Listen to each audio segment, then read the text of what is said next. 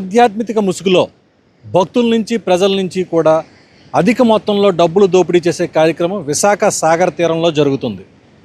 ఇప్పుడు మనం చూస్తున్నటువంటి ఏదైతే ఉందో అయోధ్య రామ మందిర నమూనా ఈ సెట్ వేసి ఇది చూపిస్తూ ప్రజల నుంచి పెద్ద ఎత్తున డబ్బులు పోగు చేసుకుంటున్నటువంటి ఈ సంస్థ నిర్వాహకులపై ఇప్పుడు పోలీసులు కేసు నమోదు చేసే పరిస్థితి ఏర్పడింది. ఎందుకంటే ఇప్పటికే దాదాపుగా నెల పైన దాదాపు 2 నెలల నుంచి కూడా ఈ నమూనా కేంద్రాన్ని ప్రజలకు సందర్శనార్థం ఇక్కడ ఏర్పాటు చేసి ఒక్కొక్కరి దగ్గర నుంచి కూడా 50 రూపాయలు చొప్పున ఈ సందర్శన కోసం వచ్చేవారి దగ్గర నుంచి వసూలు చేస్తూనే ఉన్నారు. అది కాక ప్రకటనల రూపంలో కూడా చాలా పెద్ద ఎత్తున దీనికి డబ్బులు వసూలు చేస్తున్నారు.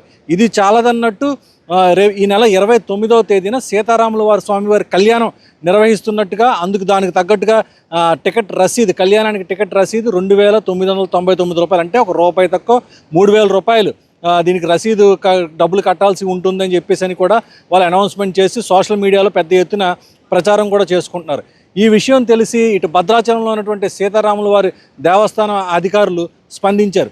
సోషల్ మీడియాలో వస్తున్నటువంటి ఈ ప్రచారాలను చూసి వెంటనే వాళ్ళు స్పందించి విశాఖ నగరంలో ఉన్నటువంటి పోలీస్ అధికారులకు అందరికీ కూడా ఫిర్యాదు చేయడం జరిగింది. దీనికి సంబంధించి ఒక లెటర్ కూడా విడుదల చేయడం జరిగింది. దేవస్థానం తరపు నుంచి అఫీషియల్గా ఒక లెటర్ కూడా రిలీజ్ చేయడం జరిగింది. ఇప్పుడు మనం చూస్తున్నటువంటి ఈ లెటర్ ఏదైతే ఉందో దీని ద్వారాగా ఇటు పోలీసులకి ఫిర్యాదు కూడా చేయడం జరిగింది. ఏమంటే ఇందులో విషయం, సీతారామచంద్ర స్వామి వారి దేవస్థానం భద్రాచలం, భద్రాద్రి కొత్తగూడెం జిల్లా.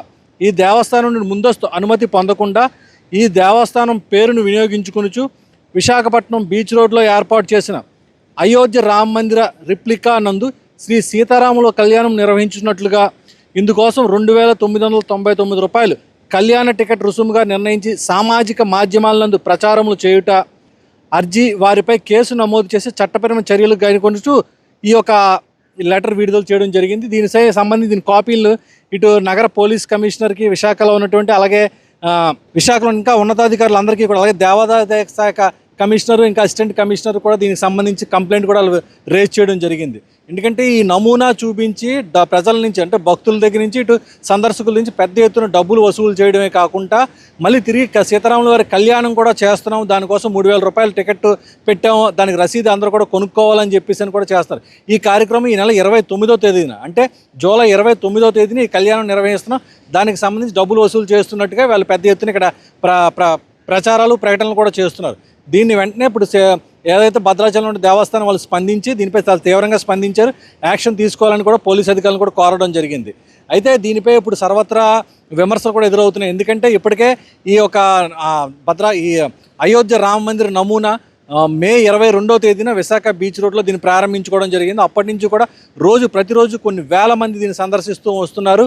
ఇది రేపు ఆగస్టు 4వ తేదీ వరకు కూడా దీనికి సమయం ఉంది. అప్పటి వరకు కూడా ఇక్కడ అనుమతులు తీసుకొని ఈ నమూనా ప్రదర్శన ఏర్పాటు చేశారు. కానీ ఈ నమూనా ప్రదర్శనపై భక్తుల నుంచి డబ్బులు కూడా వసూలు చేయడం కొంత విమర్శలు తావిస్తుంది. అదేవిధంగా ఇక్కడ మనం చూడొచ్చు, పెద్ద ఎత్తున ప్రచార బోర్డులు కూడా ఇక్కడ ఏర్పాటు చేయడం జరిగింది. ఈ ప్రచార బోర్డుల ద్వారా కూడా వీళ్ళు పెద్ద ఎత్తున డబ్బులు కూడా వసూలు చేయడం జరుగుతుంది. అదే కాకుండా మరోవైపు ఇక్కడ ఎగ్జిబిషన్ స్టాల్స్ కూడా ఏర్పాటు చేశారు. దానికి కూడా ఎన్ని రోజులైతే ఇక్కడ ఈ ప్రదర్శన నమూనా ఉంటుందో అన్ని రోజులు కూడా ఈ స్టాల్స్ దగ్గర నుంచి కూడా డబ్బులు తీసుకోవడం జరుగుతుంది. ఇలా అన్ని రూపాల్లో కూడా డబ్బులు వసూలు చేస్తూ నిజంగా ఆధ్యాత్మిక ముసుగులో ఎంత పెద్ద ఎత్తున డబ్బులు వసూలు చేయొచ్చు అన్న విధంగా కూడా వీళ్ళు ఇక్కడ నిర్వాహకులు చూపించడం జరిగింది.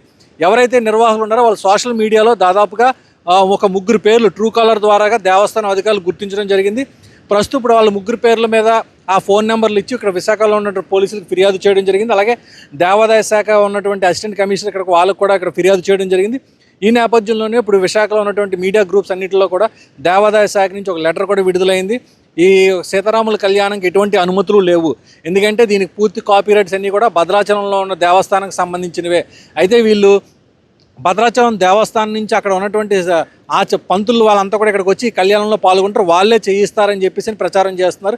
కనుక ఇవన్నీ కూడా నమ్మవద్దని చెప్పేసి ఇప్పుడు దేవాదాయ శాఖ ఇప్పుడు లెటర్ విడుదల చేయడం జరిగింది. కనుక ప్రజలు కూడా అప్రమత్తంగా ఉండి ఇక్కడ వీళ్ళు ఇచ్చే ప్రచారాలు కాటికి ఆర్భాటాలకి నమ్మి మోసపోకుండా డబ్బులు ఎవరు కూడా కట్టవద్దని చెప్పేసి వాళ్ళు ప్రచారం చేస్తున్నారు. ఇప్పుడు దీనిపై కేసు నమోదు చేసి వీళ్ళపై నిర్వాహకులపై చర్యలు కూడా తీసుకోబోతున్నారని చెప్పి మనకు తెలుస్తుంది.